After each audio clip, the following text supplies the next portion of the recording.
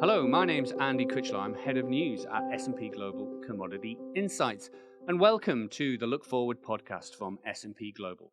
In today's rapidly shifting markets, success depends on anticipating what's next. The professionals who excel are those who can spot emerging trends before they fully materialize. The Look Forward podcast delivers exactly that. Insights to help you prepare for tomorrow's opportunities and challenges. We bring you expert perspectives on macroeconomic trends, capital markets, energy transition, and global trade, with a sharp focus on what these developments mean for the decisions that will shape your tomorrow. This podcast connects you with S&P Global's Look Forward Council, bringing cutting-edge research on long-term trends and transformative market shifts. Together, we're committed to providing the forward-looking intelligence you need to navigate uncertainty with confidence. Welcome to the Look Forward podcast, where we explore the forces shaping tomorrow's global economy. I'm your host, Andy Critchlow, Head of News at S&P Global Commodity Insights, and today we turn our lens to one of the world's most dynamic and resilient markets, India. As the global geopolitical and macroeconomic horizon shifts in unprecedented ways, India stands as a critical inflection point. With a diversified economy, adaptive policymaking, the bold sectoral strategies, India is not just weathering global volatility, it's positioning itself as a decisive player in the next chapter of global growth. From private credit expansion and trade reconfiguration to digital infrastructure and nuclear energy reform, India's multidimensional approach reflects a whole systems mindset. It's a story of resilience, ambition, and transformation. In this episode, we will focus on unpacking the soon-to-be-published India Forward report, and the S&P Global Look Forward Council will unpack India's outlook for 2025 and 26 and beyond, explore the sectors driving its momentum, and ask what it will take for India to seize its place as a global economic and geopolitical powerhouse. Joining me today in conversation is an expert panel from S&P Global. I'm joined by Gauri Jahar, Executive Director of Consulting for Energy Transition, Deepa Kumar, Head of Asia Pacific Country Risk at S&P Global Market Intelligence, and Atul Arya, Chief Energy Strategist at S&P Global Commodity Insights. Atul, I'd like to come to you first. Can you give us a brief overview of the India Forward report and how that links into the work that the S&P Global Look Forward Council is doing on, delving into the potential of these huge economies like India at the moment? Yeah, thank you, Andy. It's great to join you and Deepa and Gauri for this podcast. And so as you know, as our listeners will know, S&P Global has something called the Look Forward Council, which is our thought leadership group. It's made up of our colleagues across all of the enterprise from different divisions. And the India research chapter, which Deepa and Gauri launched a couple of years back, is focusing on the key dynamics in India. And this report, the India Forward report, is the third in the series of reports we have done. Actually, it's the fourth in the series of reports, to be corrected, we have done on India. First was done under the umbrella of the Look Forward Council, and the next, this was the third one being done under the umbrella of the India research chapter. And each of these reports, we look at many different aspects of India, and given what is happening both in the global context and in India at this time, it's very timely report. So, moving next to Deepa and Gauri, given the focus of the report, how is in India leveraging its domestic strengths at the moment? Of course, a huge economy, huge population, and huge potential for growth, but it's also an economy in a country of many contrasts. So, can you give us an idea of around these issues, the adaptive policy making, and how the country is maintaining its resilience really in what is a pretty volatile world, where lots of other countries and economies are getting buffered by external shocks like tariffs or policy changes? Yeah, thank you for that question, Andy, and good to be here with you and Atul and Gauri. And very true point. I think one of my favorite quotes about India is everything that you say, even the opposite can be true. So it is indeed a land of contrast, and that's a good segue to how we're looking at some of these trade strategies and other economic strategies that India is applying this year. It's a story essentially of how India balances its domestic buffers and some of the external challenges that have developed. What helps India is that it's still a very domestically driven demand economy. So, what we've seen recently is, say, even with some of the announcements for rationalizing the goods and services tax, it's pretty clear that the government is, putting that impetus more towards private consumption and shoring up the domestic economy. Having said that, it's not a trade averse country. It's just a country that likes to choreograph its trade very specifically to its domestic needs. So what we're going to see is more of that choreographing happening, which involves both goods and services. So we always say that looking at services is as important for India as it is just looking at goods. And there's room to grow, right now only 2% of the global market is Indian goods and 4% of the global market is Indian services. So they definitely want to push that number up and do it in a diversified way. Right now, most of the trade is located with a few countries and a few pockets. The idea is to link trade with political trust, but ensure that it allows for greater integration of Indian goods and services and inward capital flow that allows for domestic manufacturing to grow in the decades to come. Deepa, could I just delve a little bit more into that? It's a really interesting point you make. In that manufacturing space, I think that India, traditionally, certainly in the last 10, 20 years, it has a presence globally as when we talk about finished commodities like steel, for example, there's a cost benefit producing steel in India. But do you see India moving more into the more high value manufacturing sectors, let's say electronics, for example? Absolutely. And I think electronics is a great example of that. It's already started happening. India's smartphone exports specifically have significantly grown over the last year, and they are one of the more important exporters of that. I think what is important and is going to factor more is the position of labor and the fact that India is also trying to maximize its demographic dividend.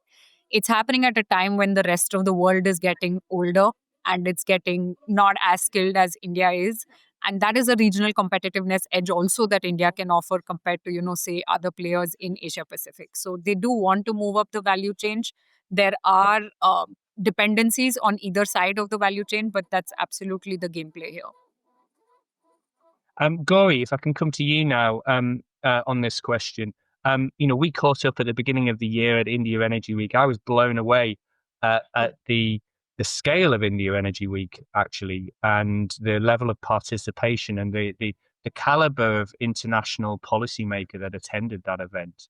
How key is it for this engagement piece for India when it's seeking to diversify its economy and be adaptive to this world around it? Absolutely. First of all, again, delighted to be here on this podcast with my colleagues Atul and Deepa and yourself. I think it's in this new world where new partnerships are being looked at. I think we've seen some news come out last week as well in terms of new geopolitical reordering, which of course Deepa can comment a lot more on. But I think as it affects the economy and the energy picture, what we see is that there is a lot of while India looks outwards, India still retains that inward focus of, looking at what more deregulation needs to happen. We saw deregulation measures which are covered in our macro article in our journal, which point towards ease of doing business. So it's important to watch out for that. Deepa earlier mentioned about the GST rationalization that happened last week as well, which was announced. So I think what we are seeing is a concerted effort by the government to debottleneck the economy, the domestic economy more, because it's what the government still can retain more control over. We've seen it and we've discussed about it even in our earlier, chapters in our earlier journals, wherein we talked about the importance of schemes like Atmanirbhar Bharat, which is, sort of make in India, making India resilient, making India self-sufficient. The production-linked incentive schemes, which are cut across more than a dozen sectors, including electronics, including advanced cell chemistries, including solar PV manufacturing. So I think there's a concerted effort cross-sector to unleash manufacturing. It is tough, though. There has been this forever target of 25% of gross value added of GDP to be coming from manufacturing, and it's tough to reach that target because we are a services-led economy. That's by our very nature. And it points to the big, demographic dividend, the talent pool of engineering talent also which sits in India. So I think it's again, what Deepa talked about earlier about balance. I think India's definitely making sure that the domestic house is in order, so that all reforms that are required are at least looked into and hopefully taken, or are able to be taken, if you will. So you alluded there to, some of the current news that we see. Obviously, India is a key member of the BRICS partnership of nations. Geopolitics for India is a key element to this story, and I think that it's fair to say India plays a very kind of smart role globally in terms of being in the middle. It's a bridge almost between, two, I won't say opposing forces, but certainly different ideological views on the world and economics and politics. Um, how do you see that evolving deeper, and how challenging is it for India to kind of maintain that central position, really? I think, Andy, this is a good time to look back at history. This is not unique. This is one of the reasons that India chooses to be a bridge power, as we called it, even in a couple of previous editions of India Forward. It is very much the strategy. It is not the backup strategy. It is absolutely the forefront. To use a cricket reference, it's the one that India likes to play on the front foot. Is that it wants to be the bridge power between advanced economies, emerging economies, countries that have different political alliances, political sort of systems that work at play, and see how to leverage all of those together for India's benefit. So, this is the reason why India has a policy of strategic autonomy, which is coming to play here. There's absolutely nothing to suggest that there is a one side preference. Like, we mentioned BRICS. BRICS is an important forum for India. The Quad is an equally important forum for India. They would not find themselves in a position where they have to pick either or. They would like to work with as many partners as possible, as India calls it, multi alignment, and see how that can be leveraged to the benefit of some of these interests that India has. So, when it comes to doing trade, when it comes to doing business, they would like to do business with everyone. When it comes to averting security risks, because averting security risks is actually a big part of India's foreign policy strategy.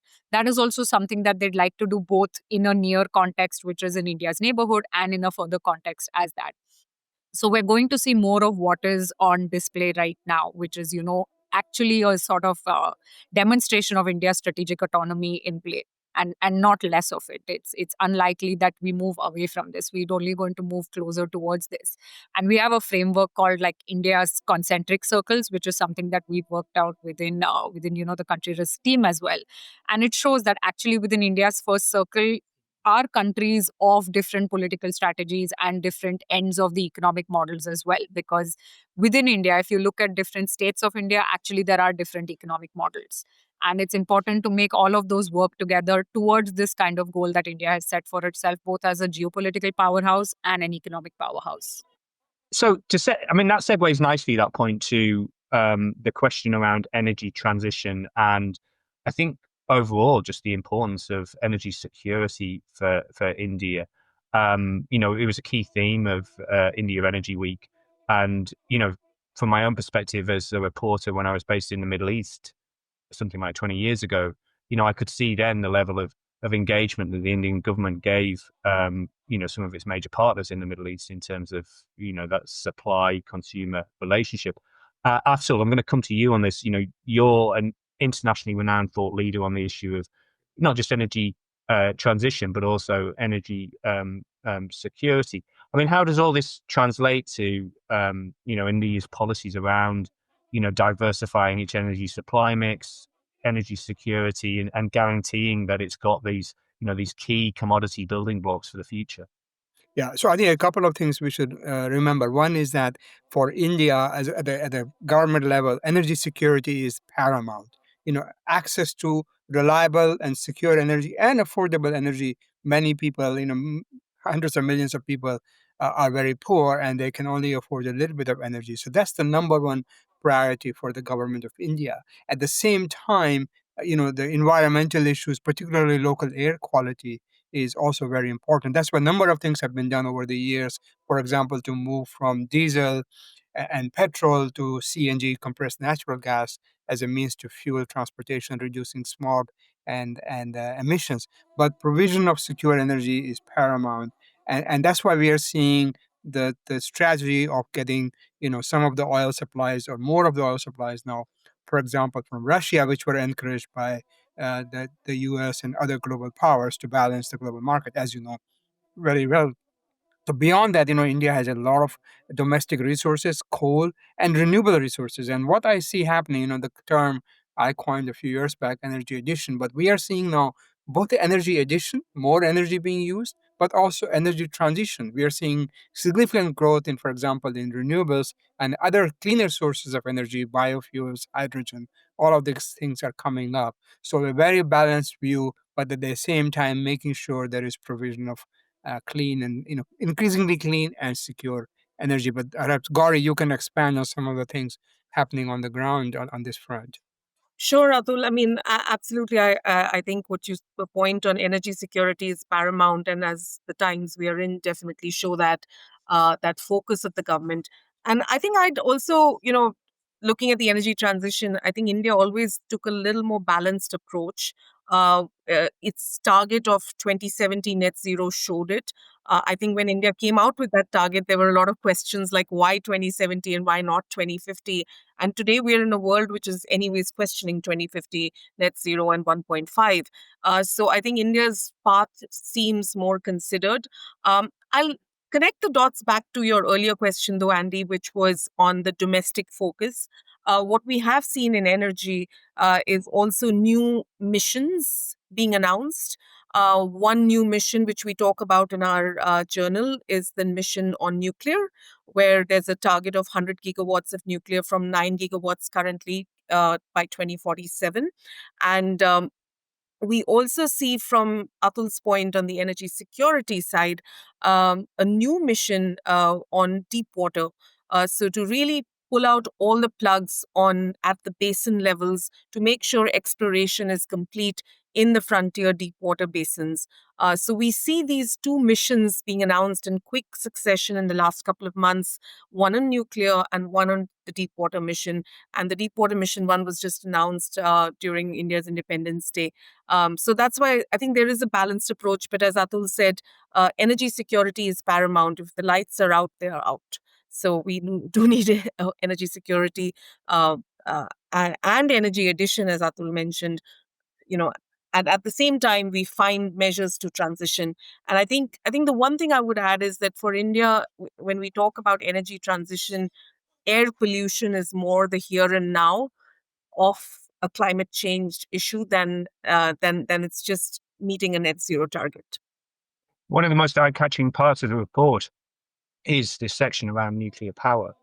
And, I think, it's fascinating when you position that in, I wouldn't call it a rush to nuclear power globally, but, we are seeing a resurgence of this. I mean, what challenges do you think India faces in terms of, building scale in that nuclear space going forward? So I think the main challenge is on liabilities. What is the capping of liabilities? What is the extent of liabilities? And there are two key acts which will have to be considered very carefully, both in the context of the larger US-India relationship to access technologies, but also in the context of private sector participation, because that will need to be encouraged to get those technologies to enable this 100 gigawatt target. And that is going to be tough. And I think the environment now has made it tougher. I mean, 100 gigawatts as well. I mean, can we frame that in the global context? I mean, that's got to be one of the biggest nuclear programs in the world, I would imagine, currently, right? Yeah, it is. It is very large indeed. And actually, if you look at the World Nuclear Association's kind of uh, roadmap for the future of nuclear, India is one of the top 10 countries in that. China, of course, still has a lot of nuclear and still coming up with nuclear. But India is also, people forget that India has an established nuclear power generation program already, existing for decades. And I think, but it slowed down, for various reasons like lack of access to enriched fuel and so on. But now the opportunity is there. And I think the one thing Gauri mentioned is the involvement of the private sector, which has been off the books, but now they can play a very important role. And once these bills are passed in the parliament, then I think we see a big growth from our S&P perspective, growth in the nuclear activity in India. They will need to build a supply chain as well, Andy, in terms of what some of the things, they will need capability, they will need The whole supply chains for, ecosystem. yeah, Yeah, exactly. yeah, absolutely. Yeah. I mean, on that theme around the industrial ecosystem that you need to build up for these, very complex industries, I think shipbuilding is another area in the report that was focused on, which I think is fascinating. A colleague of ours pointed out to me recently, actually, that I think something like over half the world's seafarers of Indian nationality, which is just at the very basics, it gives you a sense of how important maritime industries are for India and the Indian economy. But it's not just actually serving seafarers; it's actual shipbuilding. Can you give us a little bit more insights around that, Gauri? So I think currently India sits in the center of servicing smaller, medium, services around shipbuilding. But there's clearly an ambition right now. It's very insignificant, but we do see an impetus going forward. We explore it in much detail in our journal, and I think where there are challenges, of course, in terms of a lot of regulatory bottlenecks that will still be unleashed. So if those can be achieved, but we compare it to other countries in the neighborhood like South Korea, and where there's been a longer tradition of shipbuilding. India does have some distance to go. And Yeah, let me very briefly add, and India is currently 1% of the global 1%. shipbuilding market, and India's goal by 2047. And by the way, we make a reference to 2047 throughout the journal, and there is a very significant importance to that because that'll be the 100th a year of India's independence. Became independent in Of course. 1947. So the goal is to become one of the top five. So from 1% to top five, I mean, that's a huge ambition, and the shift will be from more kind of defense-related shipbuilding to more civilian, merchant, tankers, LNG carriers, and so on. So it's a massive ambition. The one great thing about India, as we know from the geography, is it has a massive coastline. So it's sort of a natural thing that you use the power of sea, but it has not. It has been very under leveraged, and this is again going back to what Deepa was saying about the demographic dividend. If they can unleash this, and that's what we talk about in our article, there could be huge gains in terms of employment at a high quality, high value employment in the shipbuilding sector. So big ambition. Time will tell. Yeah, may I quickly add a point, Andy? I mean, of course, to complement what Atul is saying, that 270 degrees of India's coastline is waiting to be maximized. But the states that dot the coastline are also among India's fastest and most important growing states. So you need to sort of integrate them into the global trade ecosystem a lot more strongly if you want, tying back to that trade piece, which we are saying, which is that India is trying to become a bigger trading economy in the world.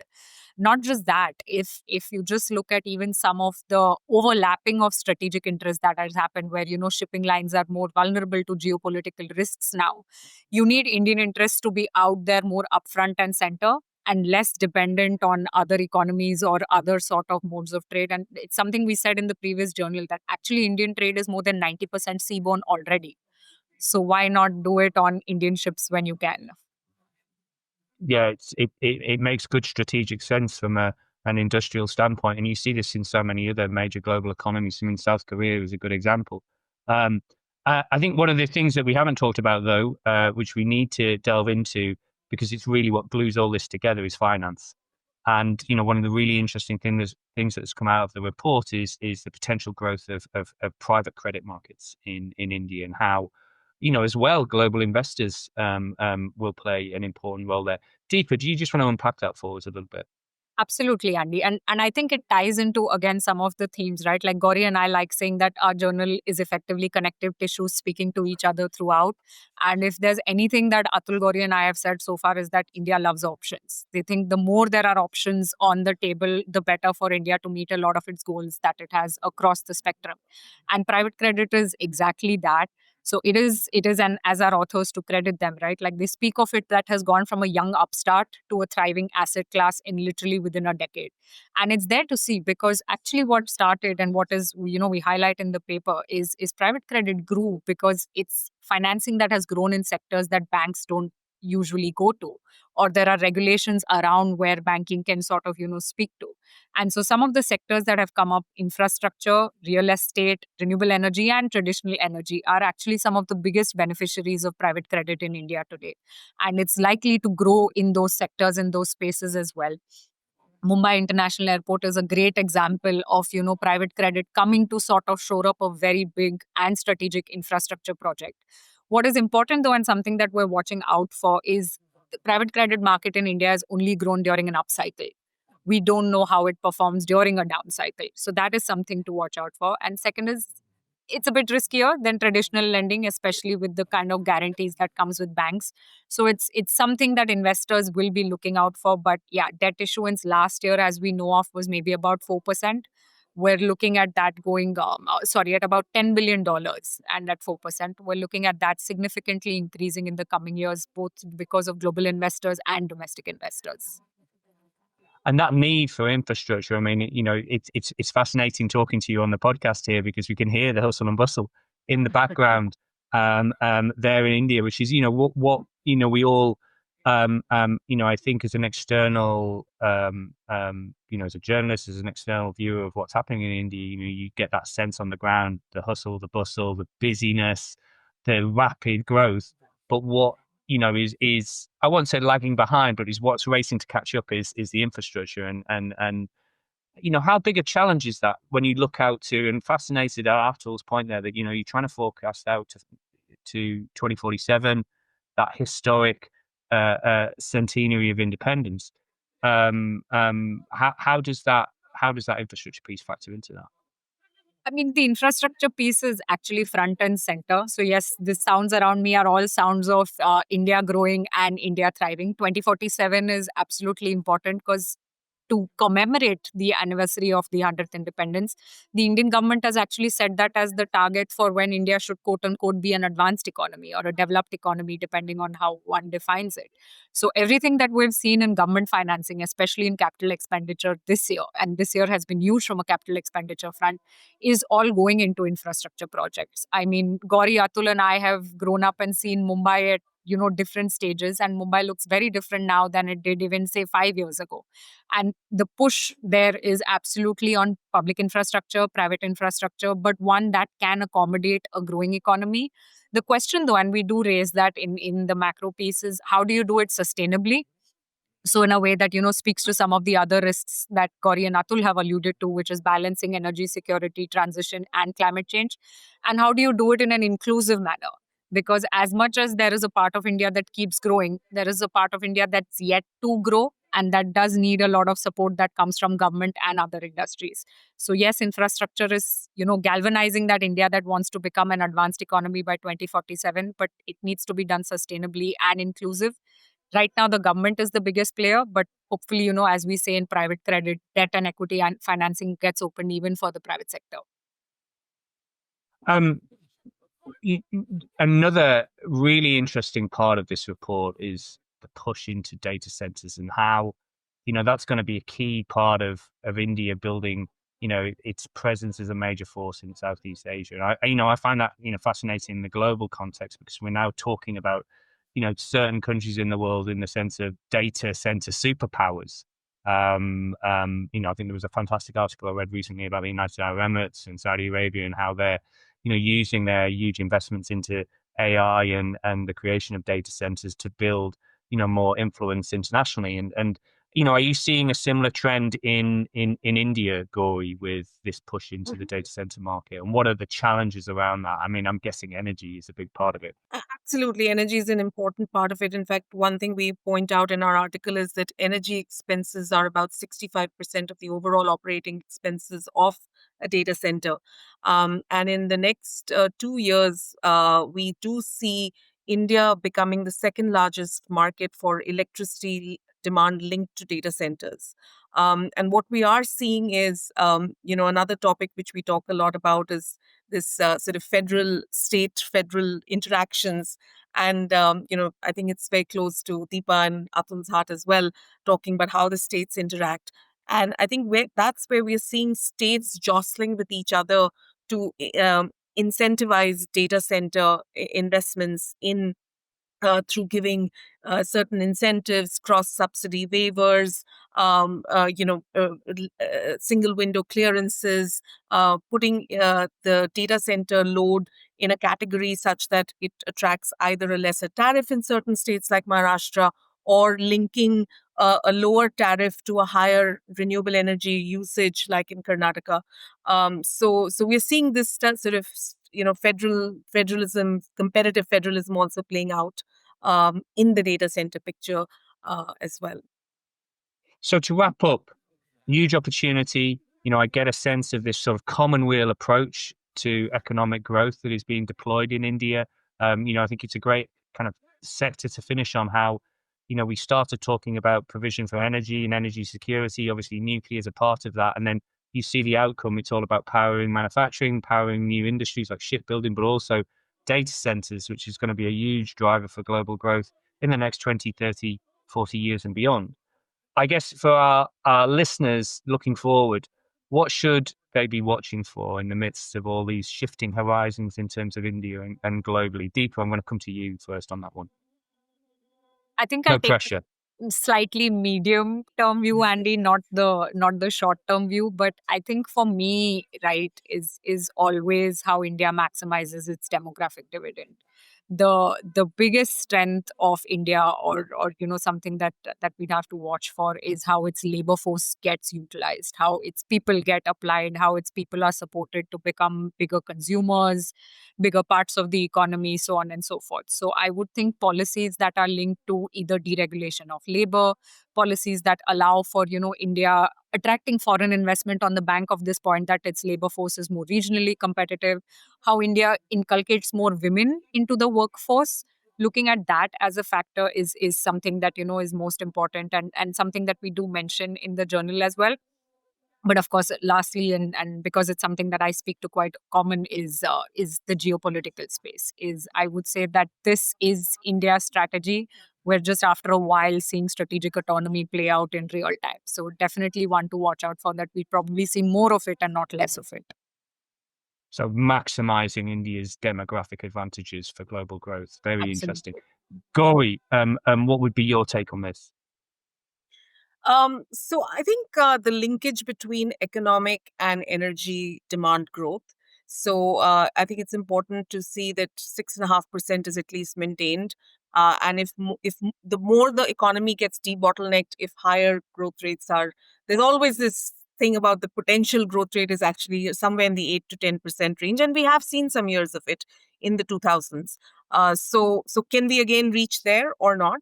I think that's a key test. And when I think in our modeling of scenarios, what we do see is that no matter which scenario you take, there's a certain point of inflection in India happens around 2035, where per capita income really starts rising. And one number to watch for is the $10,000 per capita income mark. The moment countries in the World Bank classification meet that, that's when points of inflection on energy demand also are typically seen in our modeling also on India. So that'll How be great far to are watch we away out. from that $10,000 per capita income level then? Well, our modeling shows that towards closer to 2040, the late 2030s, 2040s. I mean, it can move every year a little bit, but it's closer towards 2040, That the end of brings the us 20. that brings us very. I mean, you could have scripted this, Gauri, because it brings us very well to our final word, Atul. going to go to you. You mentioned this great point around, 2047 being a historical moment for India. And, that kind of is pretty close to that sort of timeline for hitting that key sort of metric, $10,000 per capita income. What's your overall outlook in the context of this and the insights that are coming out of the India Forward report?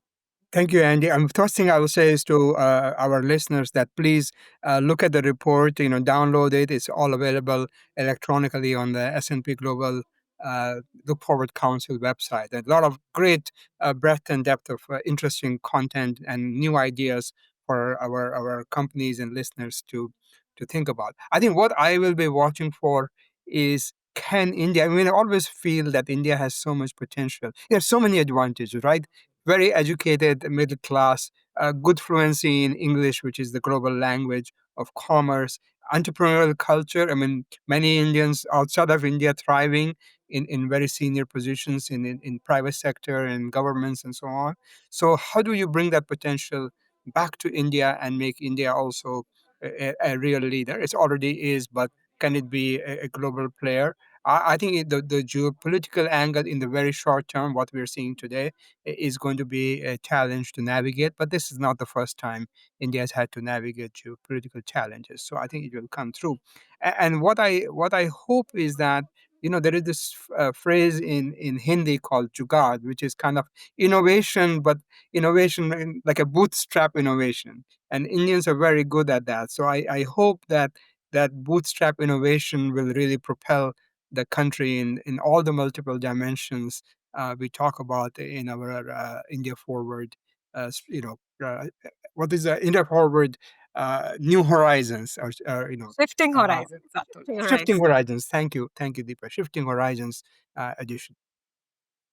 That's a great point to finish on, Atul. The spirit of innovation, and again, there's one theme that cuts through all of this conversation, which has been absolutely fascinating, is the human capital and the intrinsic innovation of the people of India, and which is from my personal engagements as a journalist over the years, a fascinating country always to visit.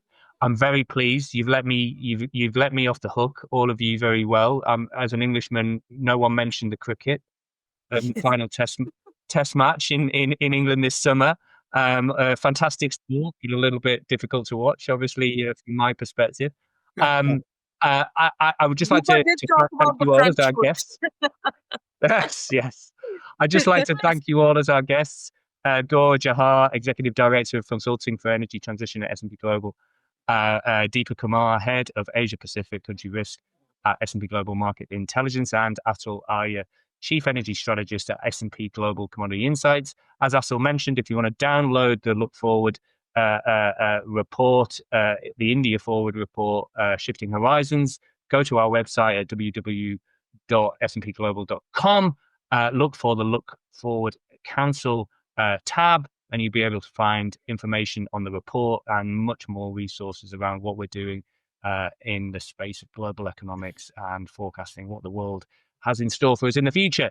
Thank you all, and remember to download this episode and many other episodes that we're going to produce on the Apple Podcast Store or Spotify or via YouTube. Thanks very much.